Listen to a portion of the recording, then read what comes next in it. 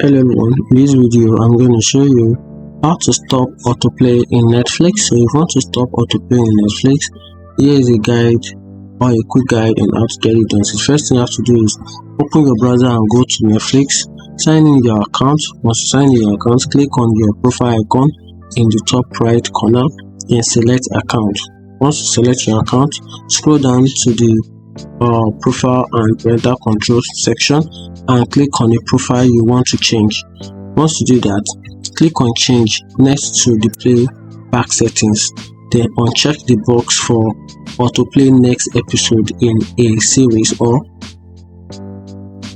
device. So once you do that, autoplay preview while browsing on all devices, then click on save to apply changes.